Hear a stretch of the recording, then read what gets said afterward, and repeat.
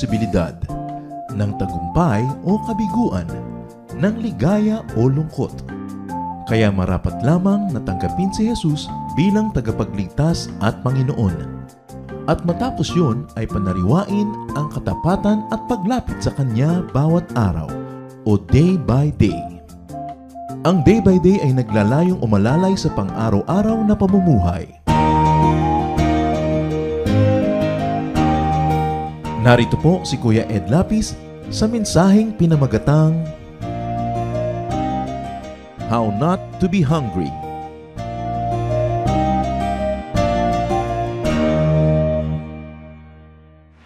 Siyempre dahil gustong mabuhay, ang mga tao mahilig sa pagkain, takot magutom, at kung kailangan, naghahabol sa pagkain o sa nagbibigay nito. So ano naman ang bago doon? Maraming beses nangyari sa buhay at maging sa Biblia, maraming ganitong mga halimbawa. Ang pag-aaral po natin, how not to be hungry. Paano ba maiiwasan ang gutom? Thank you, Father, that we are your people, we are your children, and you have promised provision for your people. Salamat dahil kayo, Diyos, na nagbibigay ng mga kailangan namin at Diyos na mahabagin, Diyos na makapangyarihan. Patawarin niyo po kami sa mga kasalanan namin. We ask, Father, that you cleanse us so that nothing may hinder our worship and that your blessings may flow into our hearts without any hindrance at all. Linisin niyo po kami, gawin niyo kaming karapat-dapat na tumanggap na inyong mga pagpapala. At papalinawin niyo po, Panginoon, aming mata, ang aming tainga, nang makita at madinig namin ang mga mensahe ninyo. Enable us to make personal applications of your word so that we may grow not only in our knowledge of you but also in our glorification of your truth. Mangyari nawa ang gusto mo mangyari sa aming buhay sa pagsunod namin sa iyong kalooban. Patahimikin niyo po kami, O Diyos, payapain niyo aming loob, palakasin na aming katawan, at nang sa ganon, talaga makapagtuon kami ng pansin sa inyo. We reject, rebuke, and drive away any form of evil that may defocus us from you, O God, and we ask you, rule in our hearts. Move in our midst. Heal us of our infirmities. Strengthen us emotionally, spiritually. And Lord, may your will be done. We ask you to be our speaker, Father. Use your servant as your instrument, but speak to your people. Glorify only yourself and bless us. In the name of Jesus our Lord, we pray. How not to be hungry. Alam na alam ng marami yung himala ng Panginoong Jesus na nakapagpakain ng 5,000 lalaki at karagdagan pa mga babae at bata doon sa isang lugar na walang makain ng mga tao na sumunod sa Kanya para lang makinig. Kasunod nun, ang ibang tao ay naiba na ang pagtingin kay Jesus. Sa halip na spiritual food na lamang ang kanilang hinahabol, nung makatikim silang mapakain, nung tunay na material na tinapay, yung iba ayun na lang lagi ang hinabol-habol at hinangad-hangad. Juan 6:25 hanggang 27. Nang makita nila si Jesus sa ibayo ng lawa, siya'y tinanong nila, Guro, kailan pa kayo rito? Sumagot si Jesus, pakatandaan ninyo, hinahanap niyo ako, hindi dahil sa mga himalang nakita niyo, kundi dahil nakakain kayo ng tinapay at nabusog. Huwag ang pagkaing nasisira ang inyong pagsikapang kamtan, kundi ang pagkaing hindi nasisira at nagbibigay ng buhay na walang hanggan. So hinanap-hanap ng mga tao si Jesus at yung iba na yung kanilang agenda. Ang gusto nila magkaroon ng libreng tanghalian. So the people looked for Jesus, but for the wrong reason. And what was the reason? Bread, physical food, physical appetite. Jesus taught them, however, not to be materialistic, not to be food crazy, not to be short-sighted. Sabi, huwag ganyan. Huwag lang tinapay na yan ang hanapin ninyo, huwag lang yan ang ibigin nyo sa buhay. But the Lord taught them to be spiritual and to be eternity conscious. Yung mag-isip kayo ng pangmahaba, pangmatagal, hindi lang yung panggutom nyo ngayon, hindi lang pamatid gutom, kundi pang habang panahon ang inyong pag-iisipin. Juan 6:28 hanggang 29. Kaya't siya'y tinanong nila, ano po ang dapat naming gawin upang aming matupad ang ipinagagawa ng Diyos? Ito ang pinagagawa sa inyo ng Diyos. Sumampalataya kayo sa sinugo niya, tugon ni Jesus. So the people were asking for direction, what they should do in order to accomplish God's will in their lives. At sinabi naman ni Jesus, etong gawin ninyo, believe in the one that God sent. And in effect, Jesus was saying, believe in me. Believe in my person. Actually, believe in my message. Remember that the Lord was a messenger from the Father. Juan 6:30 hanggang 31. Ano pong himala ang maipapakita ninyo upang sumampalataya kami sa inyo? Ano po ang inyong gagawin? Ang aming mga ninuno ay kumain ng mana sa ilang ayon sa nasusulat. Sila ay binigyan ni Moises ng tinapay na galing sa langit, sabi nila. Interestingly, the people brought the issue back to bread. Nagsisimula na sanang pumasok ang Panginoong Hesus sa topic na mayaman, mataas, kakaiba, yung kahulugan ng magkaroon ng tunay na buhay, yung maniwala sa Kanya bilang sugo ng Ama sa Langit. Biglang bumalik ang mga tao sa, paano kayo magpapatunay? Patunayan nyo muna bago kami makinig sa inyo. Ang totoo nga niyan, si Moises nagpakain ng tinapay. So tinapay na naman ang gusto silang balikan ng topic. Juan 6:32 hanggang 33, sumagot si Jesus, pakatandaan ninyo, hindi si Moises ang nagbigay sa inyo ng tinapay na galing sa langit. Ang aking Ama ang nagbibigay sa inyo ng tinapay na galing sa langit. Dahil ang tinapay na galing sa Diyos ay bumaba mula sa langit at nagbibigay buhay sa sangkatauhan. Admittedly, this topic is not easy to discuss. Hindi madaling maintindihan itong binabasa natin ngayon. Yun nga mga kaharap ng Panginoon nung aktual na pangyayari, hindi nila naintindihan yung pinag-uusapan . Kaya kailangan ng pananalig, ng panalangin, at kailangan ng pagtotoo ng isip sa topic na ito. So Jesus corrected and fine-tuned the people's understanding of the manna. You remember the manna na mga tao ng Israel ay nasa ilang, nasa disyerto at wala silang makain at araw-araw nagpapaulan ng Diyos ng mga parang malabulak na nalalaglag mula sa langit. Kinokolekta nila ito, kinakain, yun yung manna, tinapay na nagmumula doon sa taas. At sabi nila, si Moses nga, pinapakain kami ng tinapay na galing sa langit. Sabi ni Lord, hindi yon ang tinapay na galing sa langit. Galing lang yun sa may taas-taas ng konti. Hindi yon ang tunay na tinapay na galing sa langit. Una, hindi naman talaga sa langit yon nagmula at hindi yon ang tinapay na nagmumula sa langit. Moses' bread was just bread. But the Father in heaven, His bread was the true bread from heaven. The Father's bread is that which comes down from heaven, not just from the sky, but from heaven. Therefore, there is a meaning involved here, that the bread coming from heaven is that which is from spirit to flesh, from heaven to earth, from intangible to tangible, from invisible to visible, from complex to simple. Sabi niya, alam niyo yung tinapay na binabanggit niyo na pinapadala ni Moses, tinapay lang na yun . Hindi yun ang pinag-uusapan ngayon. Ang tunay na tinapay na galing sa langit yung dating espiritu naging laman. Dating tagalangit naging tagalupa. Dating nandun sa heavenly dimension naging earthly ang dimension. To the point na intangible siya dati, hindi mo mahihipo. Ngayon mahihipo mo na.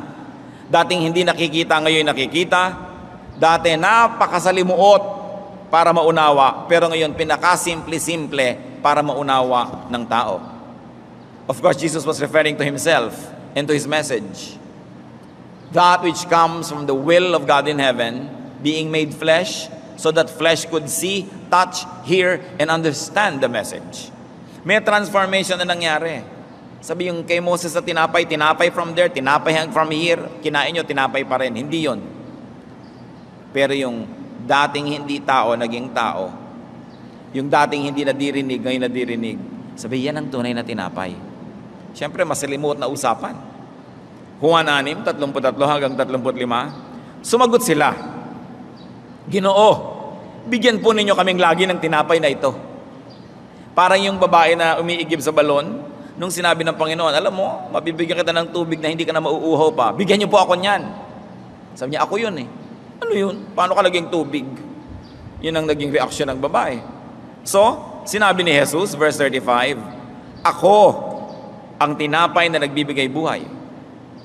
Ang lumalapit sa akin ay hindi na magugutom kailanman, at ang sumasampalataya sa akin ay hindi na mauuhaw kailanman. Ito pala yung how not to be hungry. Maintindihan mo kung sino si Jesus, and that you are able to apportion to yourself for your benefit the meaning of what and who Jesus was and is.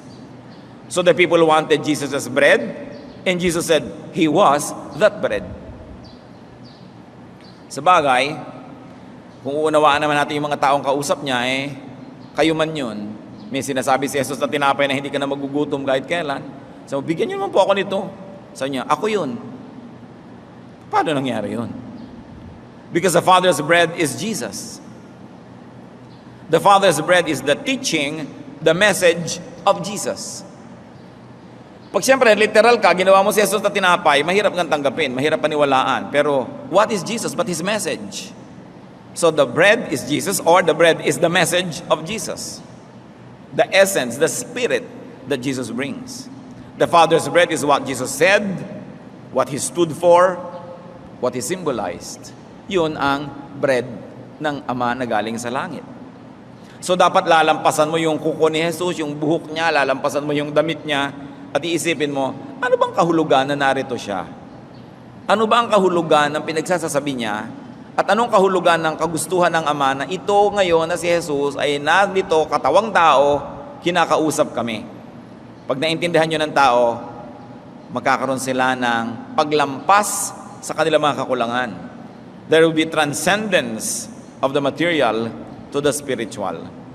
And this is going beyond the material bread and food to the spiritual bread and food. That the Father's bread means being not of this world, but of the other. Admittedly, hindi talaga madaling pag-usapan. Na para maunawaan mo ito, dapat yung utak mo, pinapakawala sa mga dati mong mga meanings, sa mga dati mong pakahulugan. Lalabas ka sa kahon ng iyong utak sapagkat hindi yung nandun lang sa loob doon ang pinag-uusapan. Something more, something beyond what was ordinary. The Lord Jesus was talking about something that was never experienced by people before. The truth of God, the Spirit of God, the essence of God being revealed in the human form. Walang nauna, walang pagbabatayan, kaya mahirap unawain. Tapos sabi pa ni Lord sa John 18:36, ang kaharian ko'y hindi sa daigdig na ito. Isa na naman pagkakamali ng mga tao sapagkat siya'y popular, maraming sumusunod at naniniwala, nakakapaghimala, gusto na siyang gawing hari ng mga Israelita. Gusto na siyang koronahan at ilaban sa Roma. Ganoon naman pag medyo popular ka, gusto ka ng mga tao na maging political person dahil matutupad mo para sa kanila ang kanilang mga minimiti. And the Lord withdrew from all that dahil sabi niya, my kingdom is not of this world. Nagkakamali kayo, hindi nyo naiintindihan ang ginagawa ko. Hindi ito para dito, ito'y para sa kabila. Kaya ang kaharian ng Diyos ay isang anyo na hindi pa kailanman naunawaan ng mga tao.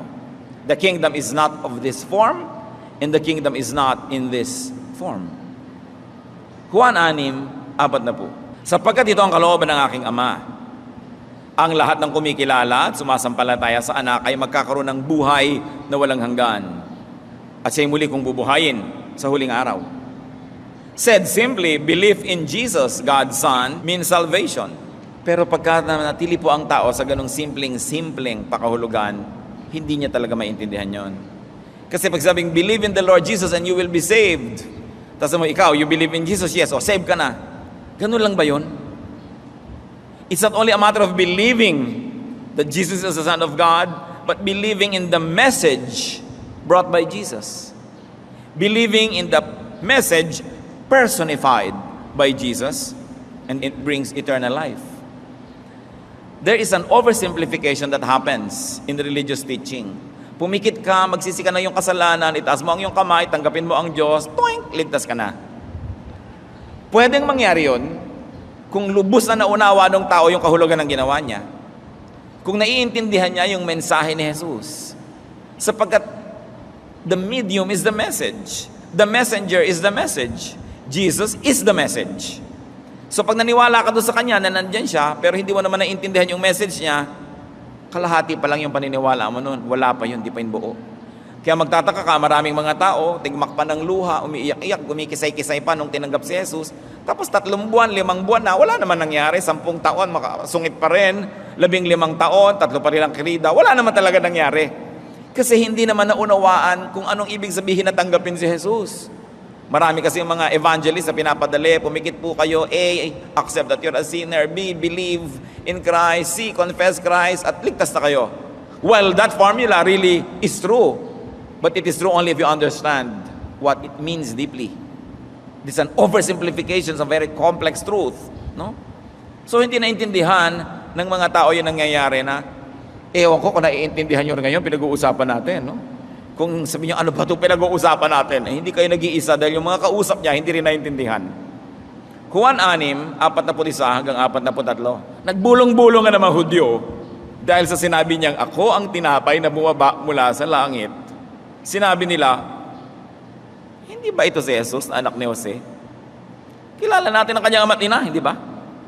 Paano niya masasabi ngayong bumaba ako mula sa langit? Kaya sinabi ni Jesus, tigilan ninyo ang inyong bulong-bulungan.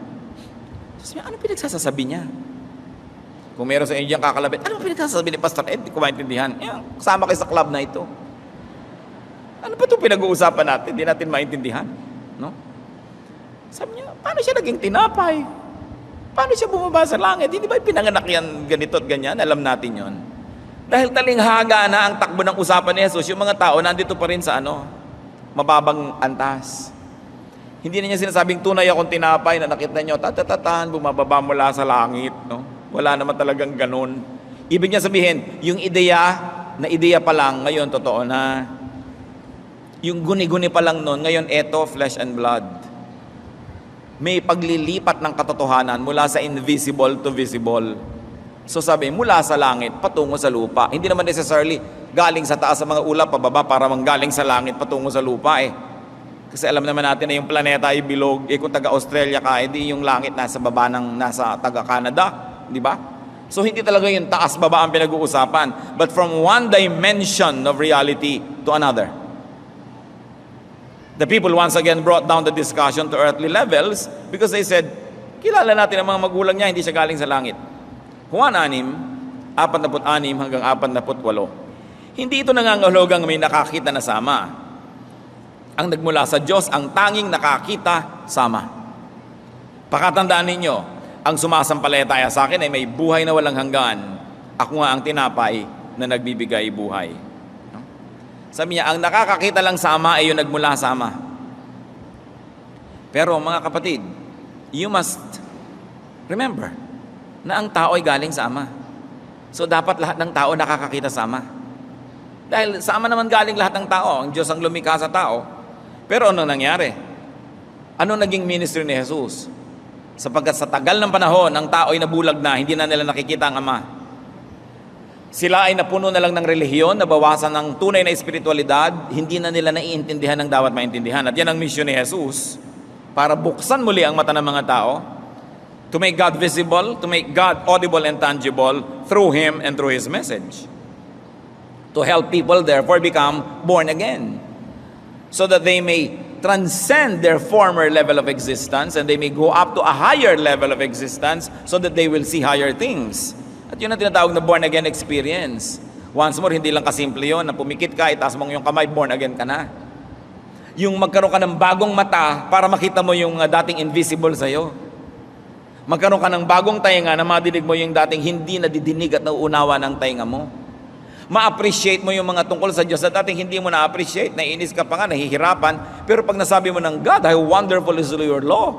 Tama ka talaga, nahigpitan ng mga tao. Tama talaga na isa lang dapat ang asawa ko. Tama ka talaga na dapat ganito at gano'n. Abay, naiba na yung pananaw mo dahil may mga nagpo-protest pa nga nung ang higpit naman ng Diyos. Kailangan mo ng bagong mata. And this is the born-again experience. It's not just a religious experience that happens in 2 or 3 minutes.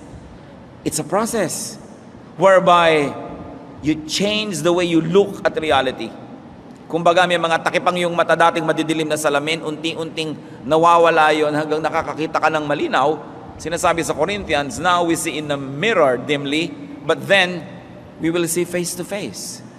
Mas lumilinaw, mas gumaganda. Kaya ayoko yung mga tao masyadong kampante na. Pag kami namatay, saved na ba yan? Oo, na-born again na yun, April 12, 1985. Yung, save ka na ba? Ako save na, ikaw save ka. Paano mo nalaman yun? Paano mo natiyak? Dahil pinapaniwala ka lang ng religion na nung ginawa mo yung isang ritual, the born again ka na. Pero ang tanong ito, Talaga ba? Were you changed from glory to glory? Because that's what happens to the people of God. They are changed from glory to glory. Now, do you see the Bible more clearly than you did 10 years ago, 15 years ago? Now, do you have more longing for God than you did before? Kadalasan nga iba, nanlalamig pa habang tumatagal eh. Hindi umaasenso, patras. So I don't want you to be lulled by a false hope, although I want everyone to hope in God, pero dapat premised on a very solid understanding of what the person of Jesus means to everybody. Na hindi lang yung ginawa niya, kundi yung ideya ng pagiging Jesus niya, yung ideya na itinuturo niya sa mga tao. At hindi yun madaling tanggapin. Noong ang Panginoong Jesus ay nagsakatawang tao, libu-libong taon na ang relihiyon sa Israel. Established ng masyado ang temple. Nalagay na sa kwadro, carved in stone ang lahat ng kanilang mga religious traditions na ang totoo ay lumayo na sa Diyos. Kaya ang naging purpose ng Panginoong Jesus ay ibalik sila sa dati.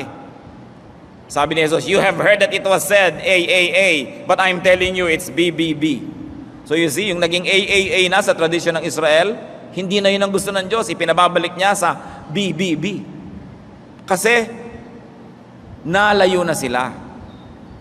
Yung mga tamang-tama na sa kanila noon, tinuligsan ni Jesus, hindi tama yan. Mga pinagtuturo nyo sa mga anak na pwede nilang talikuran ng pagsuporta sa magulang basta nag-donate sila sa temple, hindi yan tama. Pero naging uso na yun noon. So ibinabalik ng Panginoong Jesus doon sa basic spirituality yung mga tao. Kaya sabi niya, kailangan ng isang himala.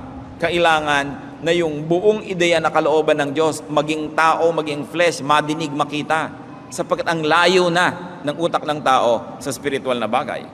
So to be born again is not something you do. It is something that happens to you. One time and then progressively. Dapat umaasenso because God changes us from glory to glory. Now, I don't want you to be needlessly worried about your salvation. But ang point is, do something so that you will continue to grow in the Lord and you will see that indeed you have been born again. Kasi pagka ipinanganak ka, lalaki, magmamature. Hindi pwedeng nabonsay ka na dyan. Hindi pwedeng 5-year-old Christian ka na, ang utak mo pa pang 1-year-old Christian. 20-year-old Christian ka na, pang 5-year-old Christian. Hindi ganun yun. Dapat nag-grow. And Jesus was effectively saying, you haven't seen and you cannot see God because you are limited by your material composition, by your materialism, and by your focus. Therefore, you've got to be more spiritual. So huwag na kayong magpako ng pagtingin sa tinapay na kinakain, ibang tinapay na pinag-uusapan, sabi niya. Ginamit lang ni Jesus yung issue ng tinapay para maging springboard, maging pinto, para makarating doon sa ibang tinapay na dapat pag-usapan. Sabi niya, I have seen God, you see me, therefore you can see God through me. I can make you see God, therefore I can make you eat spiritual food. And once you eat that, I can give you spiritual life.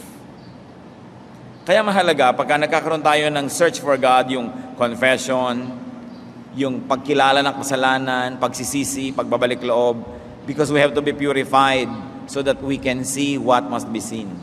You have to enter another dimension. Kumbaga, ibang channel yon.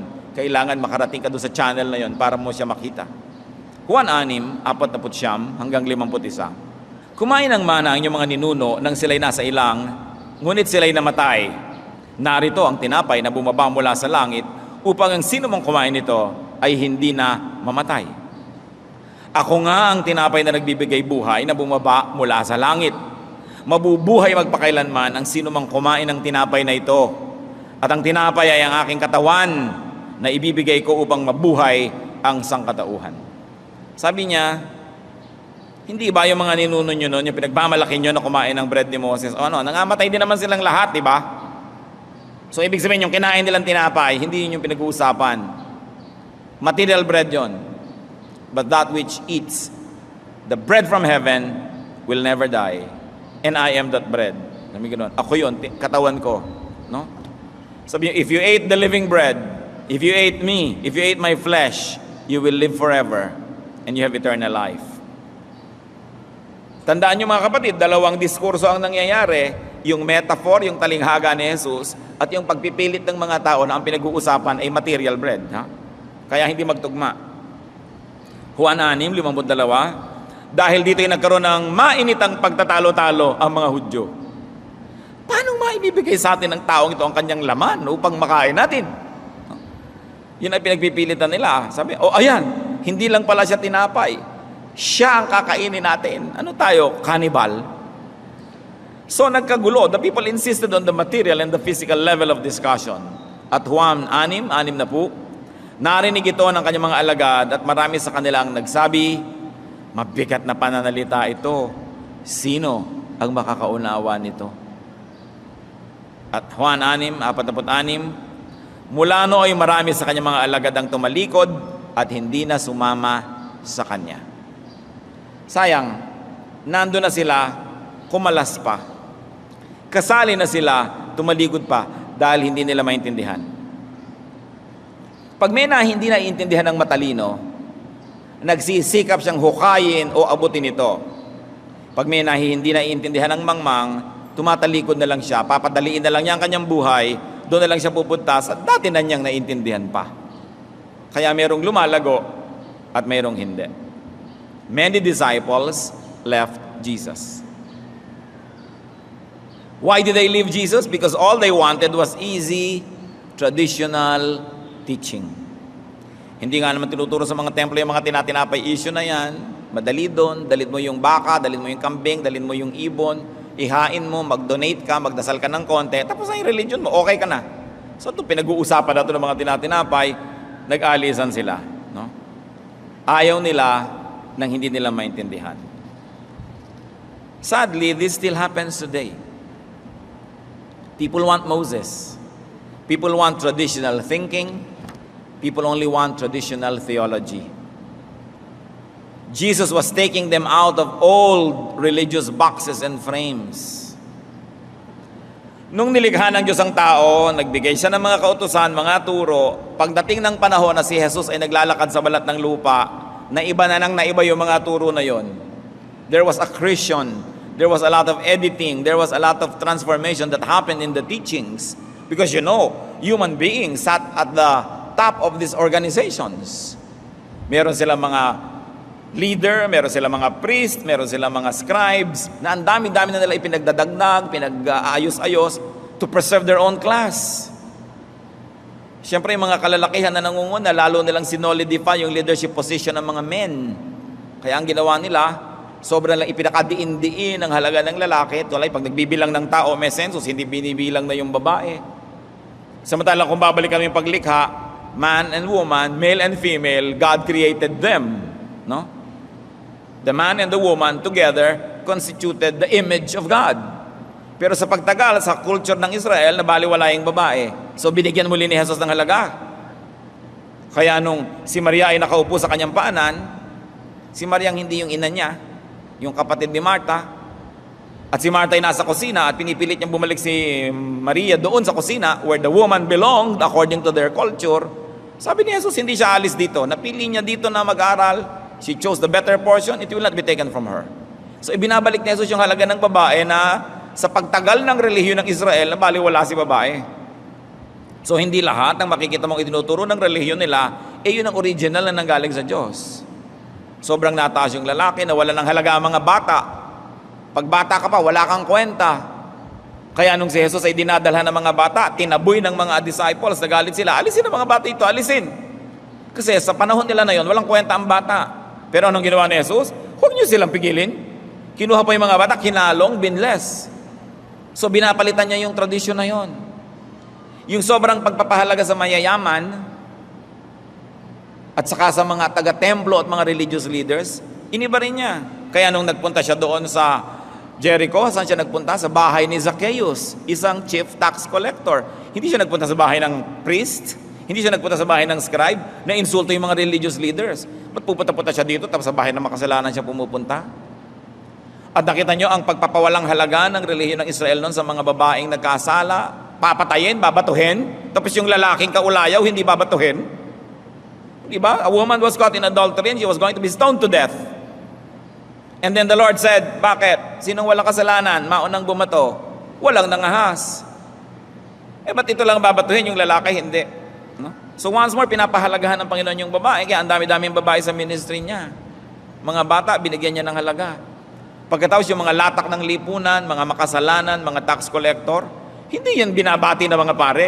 Hindi yan tinitingnan ng mga religious leaders. Sila yung mga kalat lang dyan sa kalye. Pero doon, nakikipaghapunan ng Panginoon, doon siya nakihalubilo, doon siya nakisalamuha. Kaya ang tawag sa kanya ng mga religious leader, friend of sinners and tax collectors. Do you follow what I'm trying to say, church? That Jesus was trying to bring the people back to spirituality away from just religiosity. Because the religious systems, their culture woven around the religious system had already departed away from the basic tenets of spirituality. So the Lord was bringing them back. Kaya nagalit sila eh. Nagalit yung mga nasa power structure, yung mga leader, yung mga nakikinabang sa ganong sistema, dahil maiiba. Kaya maraming galit sa kanya. Hindi siya lagi nagpapahalaga sa mga mayayaman. Hindi katulad nung araw na pag ikaw yung mayaman, ikaw na agad lagi yung leader. Ikaw na agad yung sikat. So binibigyan niya ng importansya yung maliliit na tao. Kasi ganoon naman talaga dapat, mayaman at mahirap. Importante yan. Pero naiba na nung panahon niya. Ngayon, heto mga kapatid. Yung panahon ni Jesus, almost 2,000 years ago na yon. Imagine niyo kung ano na rin ang nangyari sa relihiyon mula 2,000 years ago hanggang ngayon. Marami na rin mga pagligaw, pagliko, pagdagdag, pag-alis na idinagdagan simbahan sa pananalig. That's why every generation, or probably every 200 years, Christian generations must reform. They must go back to the basic tenets of the faith. Because as the years pass, the church leadership, the traditions, the demands of politics, the demands of culture and economy may change and alter the message of the church. Kaya kailangan nire-review mo rin ng ating ating mga alituntunin, ng ating mga standards ngayong panahon na ito, ating mga practices. Yan ba talaga ang gusto ni Jesus? Kung ba tinawag na Christian ministry, Christian church, yan ang gusto ni Jesus? O may mga pagkakaligaw-ligaw na rin nangyayari sapagkat nagre-react ang church sa politics, sa economics, no? Sa mga nangyayari sa lipunan. So dapat laging ibinabalik yan. Hindi natatakot ang tao na tanungin ang mga naka-establish na monumento ng kanyang panahon. You must not be afraid to engage the icons of your age because the truth will always prevail. Kailangan nire-review, pati ang ginagawa ng church. Ang Protestant Church, nagsimula yung Reformation, 16th century. Ilang taon na yon? 500 taon na lumipas. Kailangan na rin ng Protestant Church ang Reformation na naman. Kasi nakagawa na naman siya ng mga tradisyon niya na malayo na sa ideya ng Reformation noon. May sarili na rin mga Diyos-Diyosan na mga tradisyon. Hindi dapat natatakot ang tao na tanungin yung nakikita niya. Hindi natatakot ang Diyos na siya'y tanungin. Kaya yung mga tao, nag-alisan sila kay Jesus. Iniwan nila. Kasi hindi yon ang nakasanayan nilang katuruan. Juan 6:47. Tinanong ni Jesus ang 12. John 6:67. Kayo naman, gusto rin ba ninyong umalis? So hindi pala sila 12 lang noon. Dami nila. Ang natira lang 12. Dahil sa issue ng tinapay. Jesus was deserted, rejected, dejected. So actually, Jesus had known intense feelings of rejection, of loneliness, of aloneness. Ang dami-daming disciples, iniwan siya. And because he was rejected, he can minister to the rejected, to the lonely, to the alone. Kung nakakaramdam kayo, kung minsan nag-iisa kayo, kawawa kayo, nire-reject, nauna na si Lord doon eh. He can help because He knows that. At yung sinabi niya, kayo, iiwan niyo rin ba ako? The human in Him was seeking understanding. He was seeking people who understood Him. Because one of life's greatest pleasures is to be understood. One of life's greatest pleasures is to be with people who agree with you. People seek such comforts. And Jesus was asking His disciples, pati ba kayo, iiwanan niyo ba ako? Ano pong isang very personal application yan sa panahon ngayon? Value people who understand you. Paghalagahan po natin ang mga taong nakakaunawa sa atin. Pahalagahan niyo ang mga taong sumasang-ayon sa inyo. Kasi kahit anong gawin ninyo, kahit anong posisyon nyo sa buhay, may sasang-ayon at may sasalungat. At may pagpipilitan nyo na tanggapin kayo ng sumasalungat sa inyo. di hayaan nyo yung sumasakayon sa inyo, doon nyo buuin yung mundo nyo. Kasi hindi mo naman talaga mapiplease lahat ng tao. Amos 3:3, maaari bang magsama sa paglalakbay ang dalawang taong hindi nagkakasundo? Kaya mga kapatid, pag ako magka-counsel lang ikakasal, meron lang siguro kung konting tanong, pero ito, isa sa mga pinaka-importanting tanong. Nagkakasundo ba kayo? Diba? Pag mamimili kayo ng papanooring sine, nagkakasundo ba kayo? Pag pipili kayo ng kakainin sa restaurant, nagkakasundo ba kayo? Pag pinag-uusapan kung paano kayo makikitungo sa mga bibiyananin mo o sa mga magulang mo na bibiyananin niya, nagkakasundo ba kayo? Kung nagsusuporta ka ng mga kapatid, sasama ba siya makisuporta o pipigilin ka na niya? Nagkakasundo ba kayo? Sa lamig ba ng aircon, magkakasundo kayo sa kwarto kung may aircon kayo?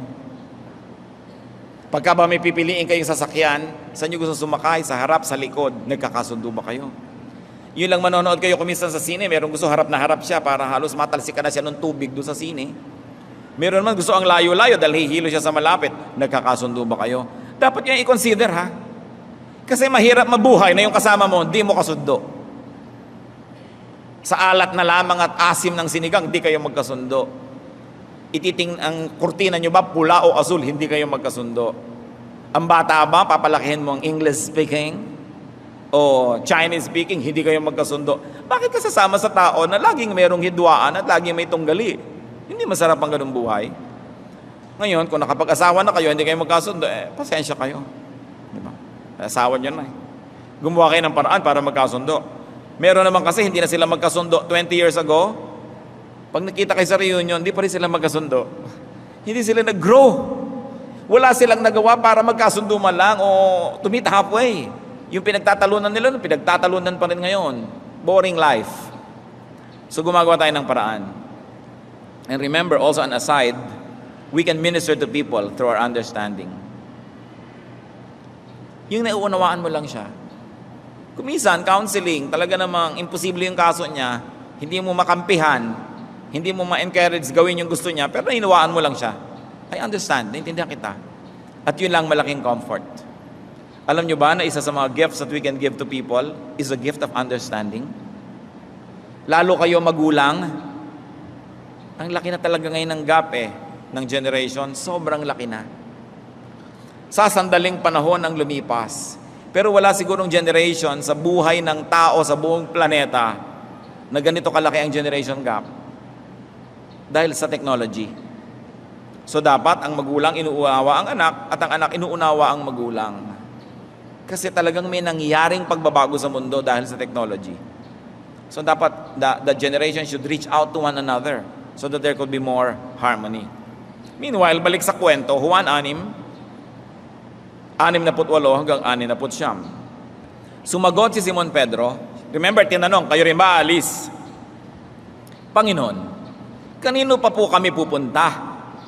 Nasa inyo ang mga salitang nagbibigay ng buhay na walang hanggan. Naniniwala kami at ngayon natitiyak namin na kayo ang banal na mula sa Diyos. So nung tinanong si Pedro, kayo rin ba aalis dahil hindi nyo maintindihan ito tinapay issue na to? Diba? Sabi niya, kanino naman po kami pupunta? Naniniwala kaming kayo ang sugo ng Diyos. Kayo yung mensahe na yon, kayo yung katotohanan na yon. So Peter crystallized all wisdom by asking, to whom shall we go? Of course, the obvious answer was to whom else? To no one else. He was saying, we believe and we know that you are the Holy One of God. And not only that, it means that you are the messenger of God. You are the materialization of God's Spirit. You are the embodiment of God's spiritual message. You are the physical representation of everything God is. Pag sinabi niya, kanino kami pupunta, naniniwala kang kayo ang banal na padala. Sinasabi niya rin yung umaalingaw-ngaw sa Kolosas 2:9, sapagkat likas kay Kristo ang buong pagka-Diyos, kahit na siya'y nagkatawang tao. So yung mensahe niya, yun ang ibig sabihin ng Diyos. Kaya importante. Kaya po yung mga traditions ng pag-interpret, no? literary traditions, hermeneutical traditions.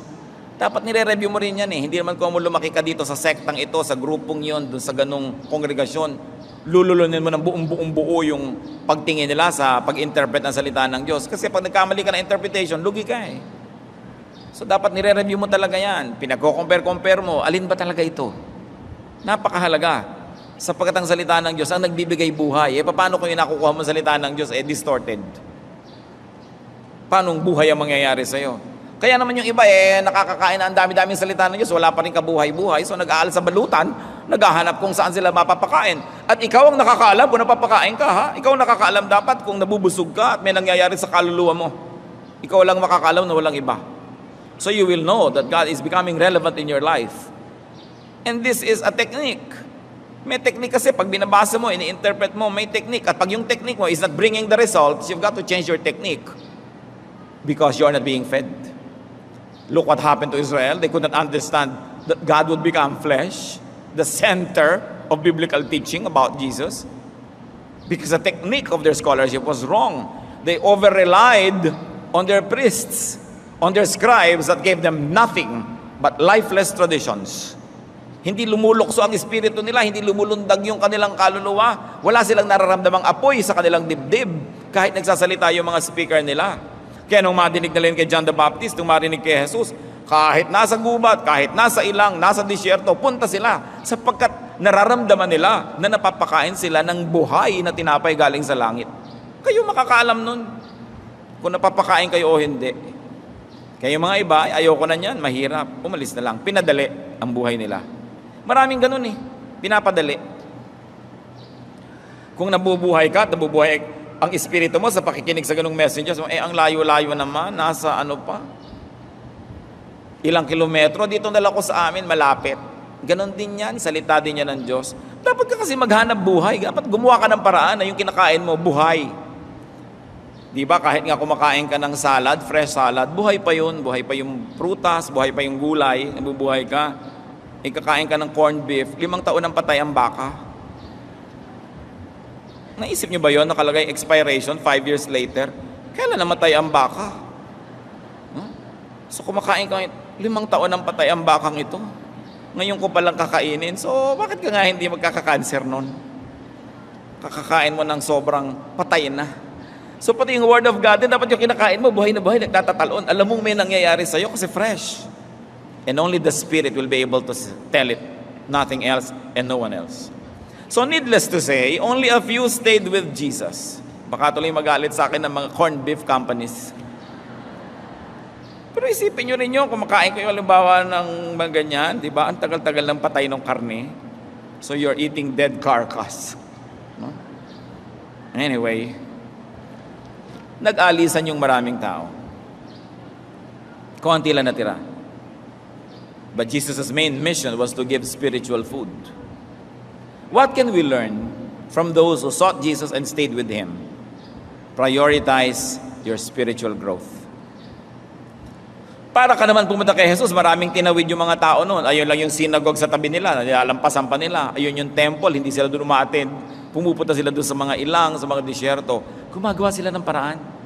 Hindi sila kontento na the same old story na lang pinapakain sa kanila ng religion. Wala naman silang maramdamang buhay na espiritu sa kanilang dibdib. So stick with Jesus. There are moments when it will be difficult. No? Marcos 8:34. Pinalapit ni Jesus sa mga tao at ang kanyang mga alagad at sinabi sa kanila, ang sino mang nagnanais sumunod sa akin ay kinakailangang itakwil niya ang kanyang sarili. Pasanin ang kanyang krus at sumunod sa akin. Usual interpretation natin dito at application sa pagtatakwil sa sarili, huwag kang kumain na masarap, magdamit ka at magbihis sa para kang bangkay, i-donate mo ang lahat sa church, pigilin mo lahat ang nadadama ng iyong katawan, masama yan, magagalit ang Diyos. Yan ang usual na kahulugan ng mga tao sa itakwil ang sarili. Deny yourself, sabi ni Jesus, and follow me. But many people neglect to think that denying of oneself is primarily denying your ignorance. Pagtatakwil sa iyong kamangmangan, magsisikap ka na tumalino. Pagtatakwil sa mga dati mo nang alam na hindi pala yun naman ang totoo, so willing kang palitan yon at ibahin ang iyong pananalig. Pagtatakwil sa mga nakagawian mo ng mga practices na hindi naman pala yun ang hinahanap sa'yo ng Diyos. Kung minsan hinahanap lang sa'yo ng simbahan pero hindi yun ang hinahanap sa'yo ng Diyos.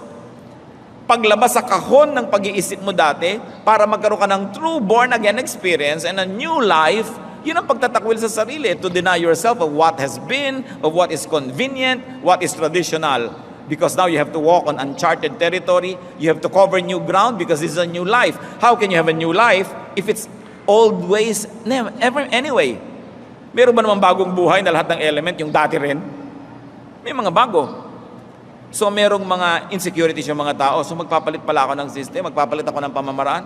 Kaya iba, nagbalik ka na lang sa dati, ayaw namin yan, mahirap.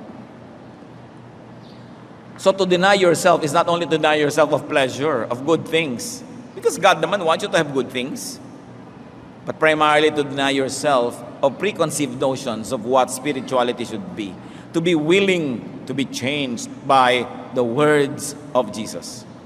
So itakwil ang sarili, to be transcendent, to be more spiritual, to be transformed from glory to glory. So follow Jesus not only to Calvary and in sacrifice, but to follow Him in spiritual development, to follow Him in spiritual metamorphosis. Akala nung iba, pagka ako'y naglalakad sa asin ng paluhod, hinihiwa ko ang aking sarili, hinahampas ko ang aking likod, nagpapapako ako, nagbibigay ko ng aking mga limos at mga abuloy, tinatikis ko ang sarap ng gusto ng aking laman, sumusunod na sila kay Jesus. Kalahati lang yon. But remember what the Bible said about Jesus, that He grew in wisdom and stature, in favor with God and man. So kasunod ka rin sa spiritual development. Yung nasasabi mong, when I was a child, I thought like a child, I reasoned like a child, now that I'm a man, I'm not childish anymore. Sinusunod mo rin si Jesus sa paglago ng iyong utak, sa pagkaunawa sa maraming bagay. So hindi lang pagtitiis sa masarap. So put your spiritual hunger and needs above everything else, then you will never go hungry. Job 23:12, I have treasured the words of His mouth more than my daily bread. How do you grow spiritually? Do not be bothered by the prospects of physical hunger. Do not be bothered by the prospects of food shortage. Kasi material lang yon. Yung mga prospects ng food shortage na yan, physical hunger na yan, material lang. Kailangan nakafocus ka sa spiritual. Nangyayari man yan, nag-up and down ng physical life, konti lang yun dahil nakafocus ka sa mas malayo, sa mas matagal. So do what you can, and then leave the rest up to God when it comes to your physical needs. Don't worry. Ngayon, marami na namang issue ng mga food crisis. Diba? Anong sabi ng Mateo 6:31 hanggang 34? Huwag kayong mag-alalang baka kayo kapusin ng pagkain, inumin o damit. Hindi ba't ang mga hentil lang nababahala tungkol sa mga bagay na yan? Alam na ng inyong Ama na nasa langit na kailangan ninyo ang lahat ng yan. Ngunit higit sa lahat, ay pagsikapan ninyo na kayo pagharian ng Diyos at mamuhay ng ayon sa Kanyang kalooban at ibibigay niya sa inyo ang lahat ng inyong pangangailangan. Kaya nga huwag niyo ikabalisa ang para sa araw ng bukas, dahil ang bukas ang bahala sa sarili nito. Sapat na ang inyong mga suliranin sa bawat araw. How can you spiritually grow when you are just too worried about physical food? So there's a certain degree of engagement that we do in the world, but there's also a certain degree of detachment so that we may allocate energy to that which is spiritual. So do not be bothered by the prospects of hunger and by the prospects of food shortage. Maraming beses nang nangyari yan sa mundo, paulit-ulit lang yan. Hindi yan bago.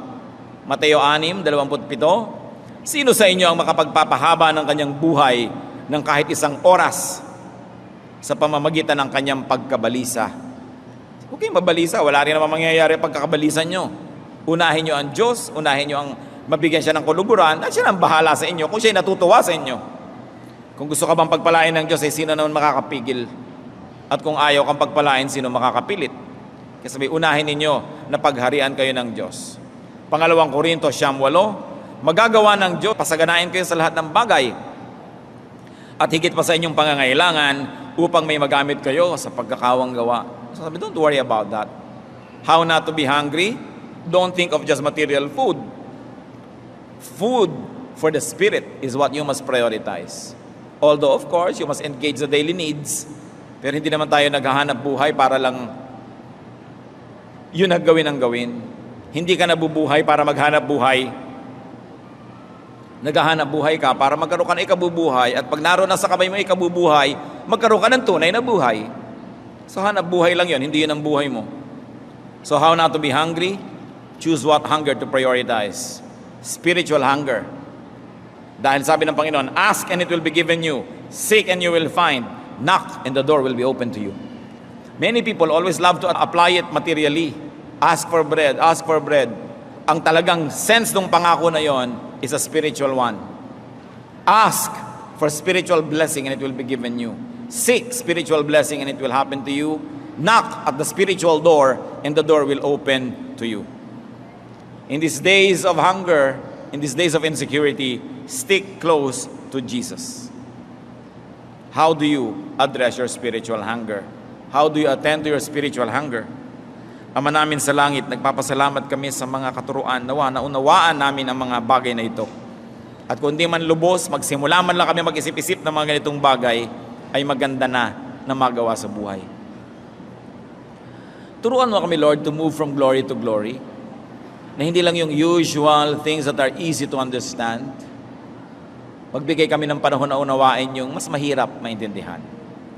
At nawa, huwag kaming magpakatamad na lang, natalikuran ng hindi naintindihan agad, kundi maging hamon nito na magsaliksi kami.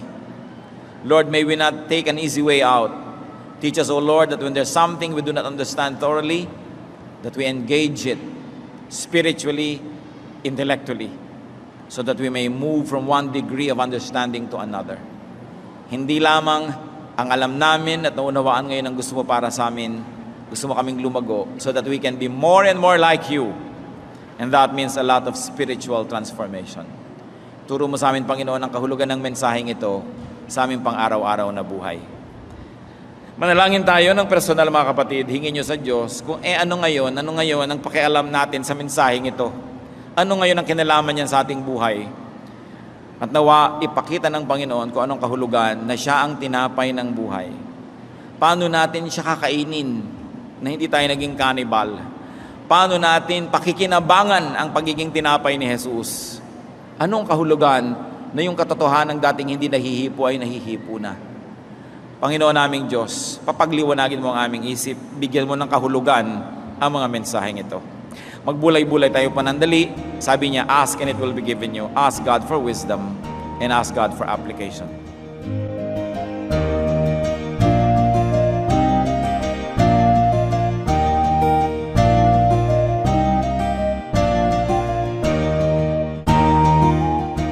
Ang katatapos pong mensahe ni Kuya Ed Lapis ay pinamagatang How Not to Be Hungry.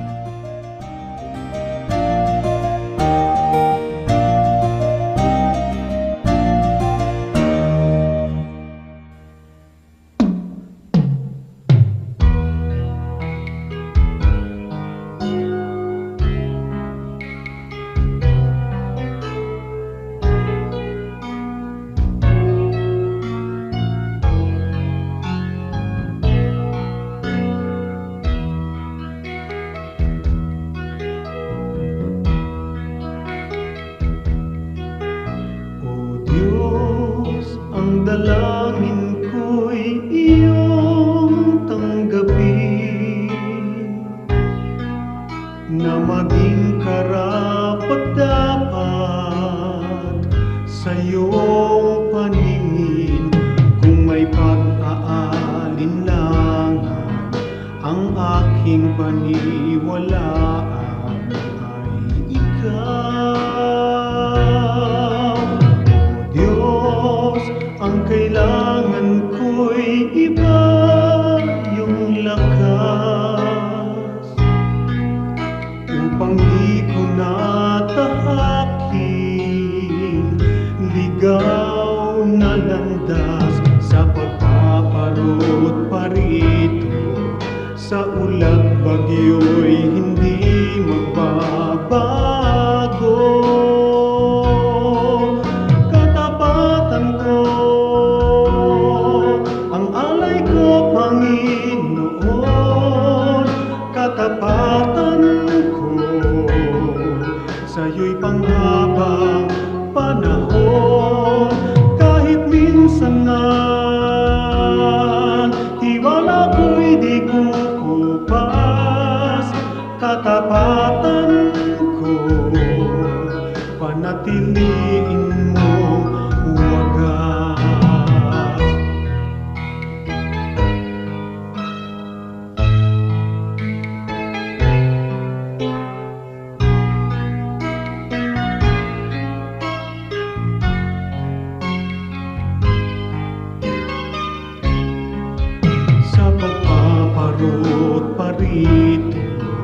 sa ulat bagyo'y hindi magbabago. Katapatan ko, ang alay ko, Panginoon. Katapatan ko, sa'yo'y panghabang panahon. Kahit minsan man, tiwala ko'y di kukupas. Katapatan ko, panatiliin mong wagas.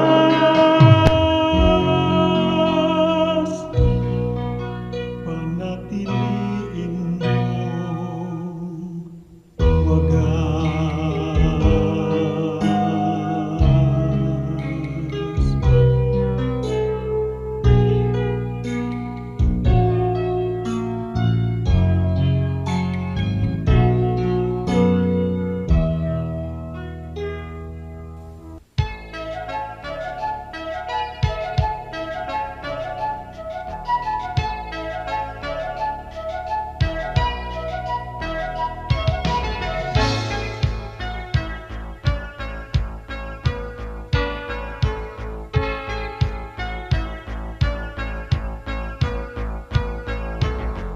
Ang nais mo'y kagalakan, kay Jesus matatagpuan. Kagalakan di magmamaliw, ngayon at magpakailanman. Kahit sa kabila man ang iyong pagdurusa, kung siya ang kasama ay kayang magsaya. Kagalakan ang puso ay makakamtan pag si Kristo sa buhay. Ang iyong paglingkuran kay ganda ng mundo, kung malalaman mo na siya'y laging nagmamahal sa'yo.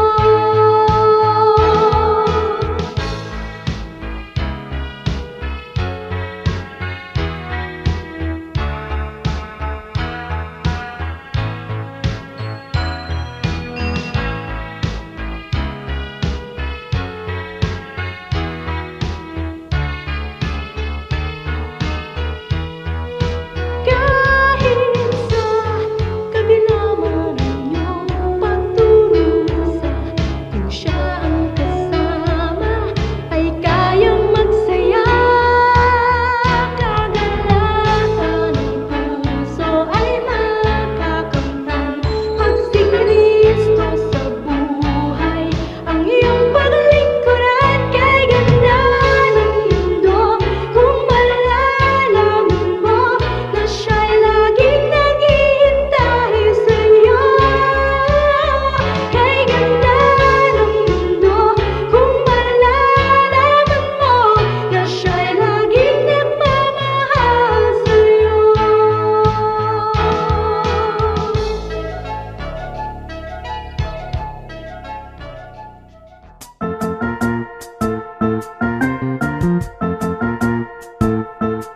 Oras na po para pansamantalang magpaalam ang programang Day by Day.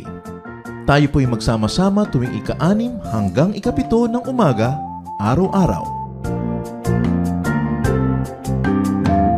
Magandang umaga po at mabuhay ang Panginoong Hesus!